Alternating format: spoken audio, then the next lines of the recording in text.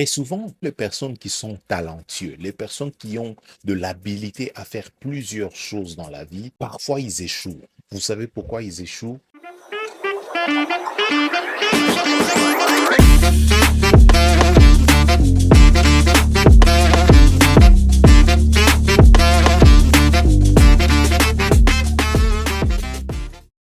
Shalom, shalom, peuple des dieux, que la paix du Seigneur soit avec vous. Je suis encore content d'être avec vous sur notre chaîne YouTube pour partager la parole de Dieu, pour édifier. Et aujourd'hui, nous allons parler d'un petit point qui concerne comment reconnaître l'appel de Dieu dans ta vie et dans quel domaine tu dois travailler ou servir l'Éternel. Dans l'introduction de la première partie de ce que je vais aborder aujourd'hui, j'aimerais que vous sachiez que ce n'est toujours pas facile de découvrir vraiment ce à quoi Dieu t'a appelé à faire.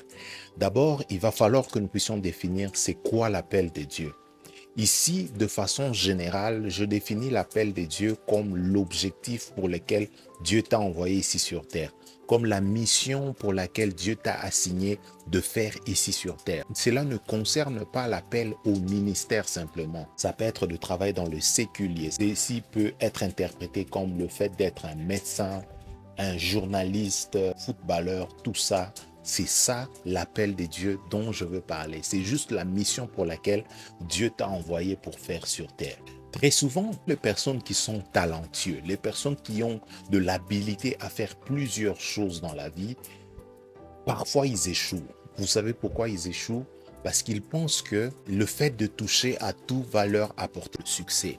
Tu peux avoir beaucoup de talents, mais tu dois arriver à comprendre que tous les talents que tu as, il y a un seul qui est dominant, un seul qui est au-dessus des autres. Ça veut dire les autres talents vont aider à t'accompagner dans ton talent principal que Dieu t'a donné.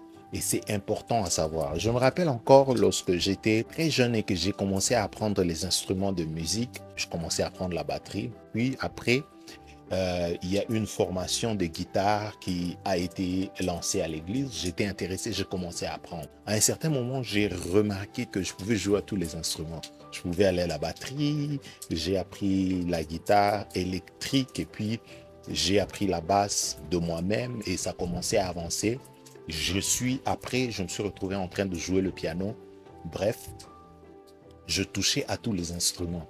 Et je me rappelle d'un conseil vraiment que l'un des encadreurs m'a donné à l'époque. Il m'a dit, c'est bien, tu joues à tous les instruments, ça prouve que tu es talentueux.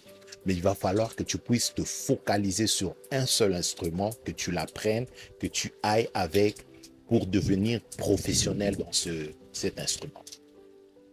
J'étais jeune au début, je me disais, peut-être il est juste jaloux du fait que je joue beaucoup d'instruments. Mais avec le temps, j'ai compris que c'est vrai.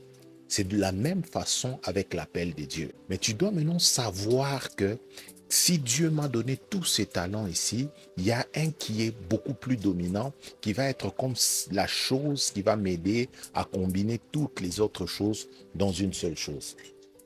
Alors, pour arriver à découvrir justement ce à quoi Dieu t'a appelé, la première étape, c'est l'observation. Tu dois te mettre, tu prends un cahier, tu commences à t'observer toi-même, qui tu es. C'est quoi tes points forts, c'est quoi tes points faibles. Qu'est-ce que tu fais avec facilité? Tu étales d'abord tous tes points forts et tes points faibles. Et maintenant, dans tes points forts, tu dois arriver à dénicher ce que tu fais avec facilité. Maintenant, dans les choses que tu fais avec facilité, tu dois devoir dénicher la chose que tu fais avec ton cœur. C'est ainsi que vous allez voir qu'il y a des gens qui font un même travail pendant 20, 25 ans sans se fatiguer, sans se plaindre. Il y a d'autres personnes qui disent que non, ils ne veulent pas évoluer. Non, ils ont peut-être compris que c'est là le domaine dans lequel Dieu les a appelés. Ils pouvaient peut-être amener ça juste à une dimension beaucoup plus supérieure, mais en restant dans ce domaine. Tu peux faire quelque chose, exceller dans un domaine. Tant que la chose dans laquelle tu excelles, tu ne la fais pas avec ton cœur, c'est difficile que cette chose te bénisse ou qu'elle t'amène vraiment très loin dans la vie. Donc, tu vas devoir découvrir les choses que tu fais avec ton cœur. La deuxième étape, selon moi, ça va être la prière et demander l'orientation de la part de Dieu. Parce que ce n'est toujours pas facile. Parfois, tu peux te retrouver dans des circonstances qui peuvent remettre en question tout ce que tu as reçu comme parole, tout ce que tu savais, qui peut remettre en question tout ce que tu avais sur ton existence. Tu te retrouves dans un pays différent où tu dois tout reprendre à zéro et parfois, c'est dans ce genre de circonstances que les hommes sortent de leur destinée. Ça veut dire, je vais faire ce qui réussit, je vais faire ce que les autres font.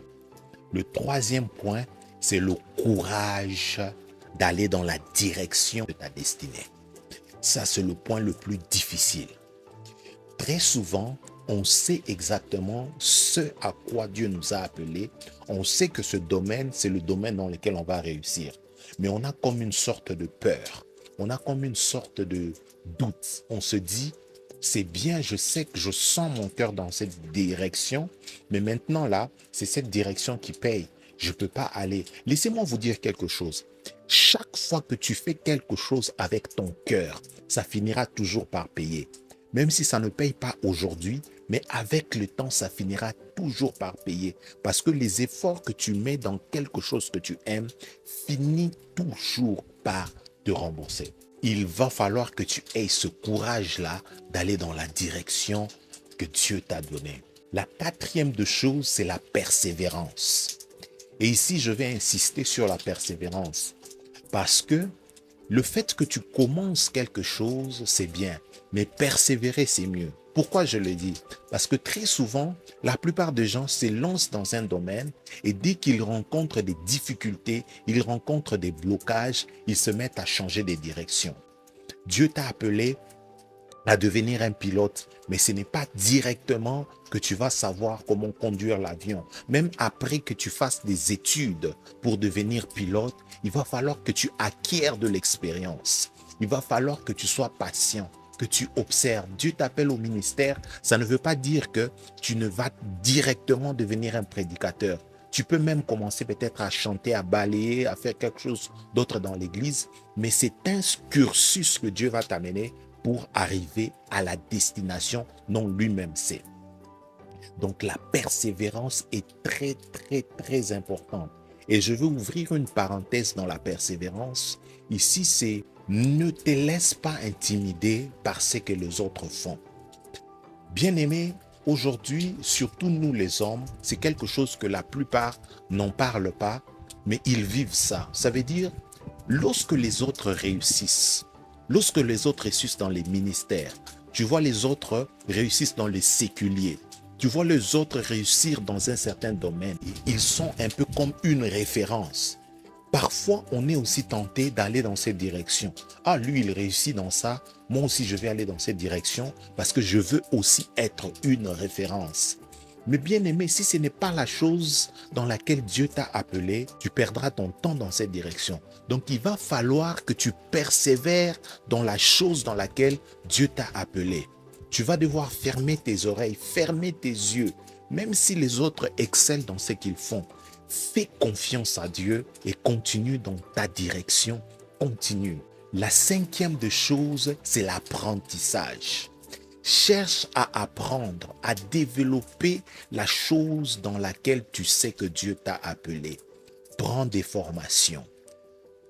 Pose des questions. Cherche ceux qui sont dans ton domaine, qui ont déjà réussi. Consulte-le pour savoir comment ils ont fait, comment ils ont enduré des situations. Tu veux commencer une affaire, tu ne sais pas comment ça se passe. Pose la question à ceux qui étaient dans ce domaine.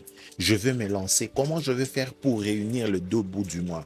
Est-ce que c'est directement que ça va commencer à payer? Est-ce que je dois faire des économies? Comment je vais m'en sortir? Pose des questions. Cherche des experts, des gens qui ont le cœur de la chose, qui peuvent t'aider avec une très bonne orientation. Et le dernier point, c'est de faire totalement confiance à Dieu. Tu dois savoir placer ta confiance totalement à Dieu. Quand tu commences quelque chose, quand les choses deviennent difficiles, les épreuves pourront arriver. Tes proches peuvent même te dire que tu as fait un mauvais choix, que la direction dans laquelle tu vas, tous ceux qui sont allés dans cette direction n'ont jamais réussi. Mais si c'est la chose à laquelle Dieu t'a appelé, tu finiras par réussir dans ça. Fais confiance à Dieu et reste attaché à Dieu. La réussite est d'abord spirituelle avant qu'elle se manifeste. Alors, si tu n'as aucun support spirituel, tu n'auras pas une réussite évidente. Donc, tu dois faire confiance à Dieu, tu dois t'attacher à Dieu et tu dois bâtir une relation profonde avec Dieu. Parce qu'il y a de ces choses, des inventions qui ne viennent pas de l'intelligence humaine, mais qui viennent de l'intelligence divine. Et j'étais en train de suivre une personne qui expliquait sur les pyramides égyptiennes, tout ça, des théories qui expliquent que l'intelligence avec laquelle ils ont construit ces pyramides ne venait pas des hommes, c'était les dieux qui les ont inspirés. Aujourd'hui, nous avons la technologie. La technologie ne vient pas seulement de la connaissance des gens, c'est une connaissance qui vient d'une autre dimension. Alors si tu n'as pas cette relation, si tu n'as pas cette intimité avec le Créateur, tu seras limité dans ta création, tu seras limité dans ton inspiration et tu seras limité même dans ton succès. J'espère que cette vidéo t'a orienté, que Dieu te bénisse et n'oublie pas de t'abonner. Si vous avez des questions ou un sujet à proposer, proposez-les dans les commentaires. Nous reverrons dans la prochaine vidéo. Que Dieu vous bénisse et merci pour votre attention.